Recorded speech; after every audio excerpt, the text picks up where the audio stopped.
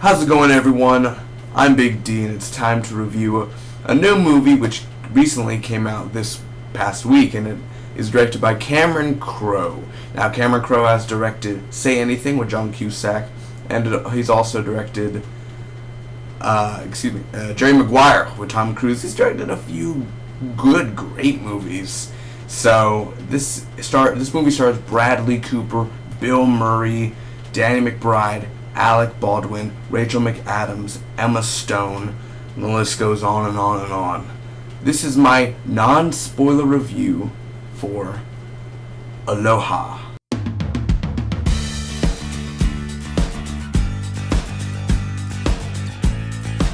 Thanks for joining me, guys, and let's get right to it. I'm not going to spoil nothing. Again, it's a non-spoiler. I'm just going to tell you my pros and cons, to tell you whether or not you should watch this movie, whether you should watch it in theaters or DVD or Blu-ray, or you should maybe not even never watch it, or maybe you should. So let's check it out. I'm going to start off with my pros first, and let me tell you right off the bat, going into this movie, there's a lot of negative reviews on this movie, and I was thinking to myself, that brought me down going into the movies, because I stayed on a Monday afternoon at 5 o'clock, right after school, go head over there, and there's like less than 10 people in the theater, and they're older, like 50 to 70 range, older people, and I'm just there, and I'm at the top, and I feel like, okay, this movie, there's a lot of bad things. I heard it's really bad. It's probably going to be, excuse me for my language, it's going to be shit. But I'll tell you my pros about it real quick, guys. So first off, there are a few funny scenes in this movie. Now, it's a romantic comedy, and I would bother to tell you about the synopsis, but it's a mess, and I'll get to my cons on that. But there are funny parts. Really, Danny McBride brings a few humor into it. Bill Murray brings the humor as well. There's a few heartwarming family funny moments in this movie, just not enough to save it, I'll say. Hawaii, we're in this whole movie in Hawaii, and it's, of course, Aloha, it's beautiful, man. Just the directing, the way Cameron Crowe envisioned it, and the vision and the camera angles and the way it's filmed, it's so clean and beautiful, and it fits the screen very well. So Hawaii is just it's beautiful. The music there, and I've never been to Hawaii. I want to be there one day, but I'm kind of scared because I've never been on a plane since I was like 1 year old, and I don't want to really have a volcano go off when I'm there. So I don't think I'm gonna ever go, but maybe one day buy me a ticket. But Hawaii's a great add-on to this. It's just if you're gonna see this movie, it's just beautiful Hawaii, lovely. Again, the directing is amazing for the camera angle wise and just the way it's shot. Bill Murray, man, it's a con and a pro, but Bill Murray in here, every scene he's in, it doesn't fit very well, but still, I mean, Bill Murray's never bad. It's just the material that he's given. But Bill Murray himself, he's a legend. You don't stop Bill Murray. You never turn down Bill Murray now. The cast overall, it's a great cast. It's not a bad cast, but that's just a pro. Just the cast itself, not the acting wise, nothing. I'm just saying the cast itself. They're lucky. Cameron Crowe was lucky to get all these amazing actors. We're talking about Bradley Cooper just coming off of American Sniper, Emma Stone coming off of Birdman, Bill Murray coming off of St. Vincent, Rachel McAdams coming out of some other movie she's probably done. I mean, just so many people. John Krasinski, I believe his name is, if he's from The Office, he comes out. There's a few. I mean, there's a lot of people coming. There's great actors and actresses in this movie. So the cast itself is a reason probably why you should watch this if you're fans of them. There are a few good parts, man, where, again, heartwarming. There's a dance scene. That's all I'll say. There's a dance scene, and it'll make you laugh, and it'll make you be like, oh, what is he doing? What is this? So there are a few of those moments. There's a few references, I'll say, to Bill Murray movies like Stripes, or maybe Animal House, which his friend Harold Ramis ended up writing with John Belushi, a few John Belushi references. So there are just a few little nods, and if you have a good eye, then you'll see it. Rachel McAdams herself, she's beautiful. She's amazing on screen. She's a good actress, and she's not bad in this movie. Maybe just the dialogue she was given and just the way her character's written. But still, having Rachel McAdams in here, she's a beautiful and talented actress, and more better than Emma Stone. I'm sorry, I said it. Bradley Cooper in here, he's meh. He's never going to give a better performance than he did in American Sniper. Never. You can't top that for him. He can't top his own performance. Of course, I didn't expect an Oscar-worthy performance in this movie at all.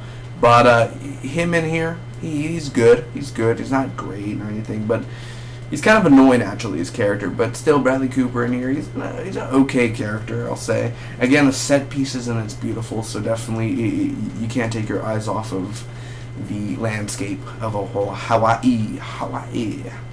Now, my cons. Here we get into the cons. Those were my pros, guys. Those were the only things that you should like. This is where we get real, guys. There's some bad characters in here, man. It's just bad writing of characters and I'm not talking about bad characters. I'm talking about bad character development. Rachel McAdams' kids in the movie. Danny McBride's character. Why is Danny McBride in here? I love me some Danny McBride, but he does not fit in here. This is not a Seth Rogen fart dick joke movie. This is a romantic comedy, but it's not really a romantic comedy. That's all I'll say. It's more than that, and it's really annoying how it was more than that. Danny McBride in here, he doesn't fit in this movie at all. He doesn't even look like he'll be in the army. Why is he in here, for one thing? Emma Stone, her character's so annoying, and you want her to get off screen. And I love me some Emma Stone, but she just doesn't fit well in this movie. And the chemistry between her and Bradley, I just do not feel it. And even the chemistry between Bradley and Rachel McAdams, I don't feel it. I don't feel the chemistry between these characters and how they like each other, how they hate each other. It's just not very relatable, I guess. Bill Murray's character, what's going on here? Why was he written this way? If you see the movie, and God forbid if you do, Bill Murray's cool, but just the way he's written and everything, it's not cool. It's not cool beans with me. Like I've always liked to reference T.J. Miller, but Jesus Christ, he's no. I'm sorry for referencing Jesus too. My gosh, Bill Murray. Yeah. It's not his fault. It's the writing's fault. I'm not gonna blame it on Cameron Crowe, even though it was written by him. I'm just gonna blame it on America. So yeah, there's just too many stories in here. And all I'll say, if you do see this movie, there's a nuclear storyline in this, like a nuke, world domination type of stuff. That's all I'll say. What? This is a romantic comedy? What do you mean nuclear in here? Oh, well, this is just so much going on, guys. This is so much. Too much storyline. And this movie didn't know what it wanted to be. It wanted to be a romantic comedy. It wanted to be coming back and getting together with the one you loved before. Oh, maybe he wants to date this new girl. Is she the right one? Oh, the Hawaii lifestyle. It's just so many storylines that they could have gone with, that could have gone very well, and they just screwed it up. They just did. The opening, the first 5 minutes, it has a Hawaiian music and everything, and I'm not going to spoil much, but it has montages of Hawaii clips and everything, and then it has, like, rockets and everything, and I'm just like, I paid $6 for this movie. I want $5 back. At least let me pay $1 for this movie. The pacing of this movie felt long. This movie's like, an hour and 40 minutes at most, maybe an hour and 54 minutes. I don't know, around there. It's a long movie. It feels forever. And I was just thinking to myself, is this movie ever going to end? Is it going to end? Hurry up. I got stuff to do, So, I mean, it takes time up. I'm not saying it's a shitty movie. It's not. I mean, there's some good stuff. You heard my pros, but the cons. It just jumped from scene to scene. It felt like they never explained what was really going on. It just went to clip to clip to clip to clip. They don't even show how they got there. It just jumps in time, really. And there's a bunch of cheesy dialogue in this movie as well. There are a few CGI effects in here that just look crappy. It just looks so fake, the CGI effects that were used. Not a lot, but you'll see for space-wise. And the ghost elements, there's a ghost element in here and a paranormal presence. And I was just thinking to myself, they're trying to make it a ghost story now, too? What? That's what I'm talking about. There's just so many storylines. What are you doing? What happened to just being a romantic comedy? What? And then bringing a, military element. It's like, so much stuff. So yeah, again, it's slow and there are a lot of boring scenes. So overall, I'm going to end up giving Aloha a C-. Secondarily, a D+, so a 7 out of a 10. Yes, D is also a letter. But, of my ratings, I'm sorry I say but a lot. But I want to get this straight, guys, real quick, and this is purely to you guys. I watch Chris Stuckman.